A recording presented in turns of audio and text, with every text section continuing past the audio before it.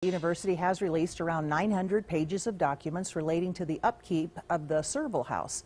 That's the ISU president's official residence. Tonight we're digging deeper to reveal some of the massive costs. Local News 8's Luke Jones has been following this, joins us now live outside the house. Luke? Well, Carol, over the past 2 days, we've been looking through work orders, utility bills, and maintenance expenses, all for Serval House here, and all totaling on average more than $30,000 each year. But tonight, ISU tells us this could just be the beginning of one costly endeavor. Serval House has been home to ISU's presidents for more than 63 years. But ISU's Vice President of Finance, James Fletcher, says in the last 3, costs have skyrocketed. It is a university facility where you have many events, you have students, legislators, donors. 900 pages of work orders show the university spent around $9,000 on the house in 2010 and almost $16,000 in 2011.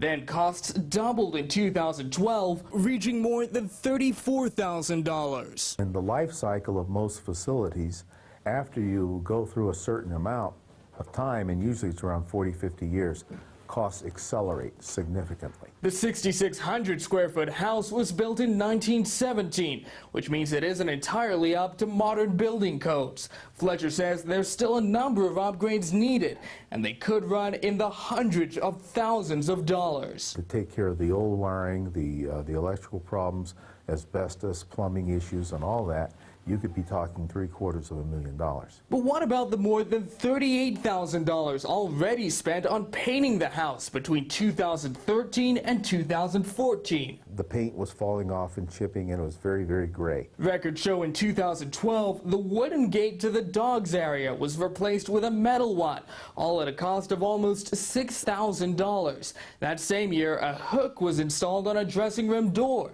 The cost, $23.90. Fletcher says these are all improvements the school was obligated to make. The board policy says that we should not only keep it up to spec, we should maintain and enhance the image. Fletcher says these documents took hours to gather and compile, costing the university more than $4,000. Nevertheless, he says he felt it important to make them available. We are public servants, and we're interested in transparency.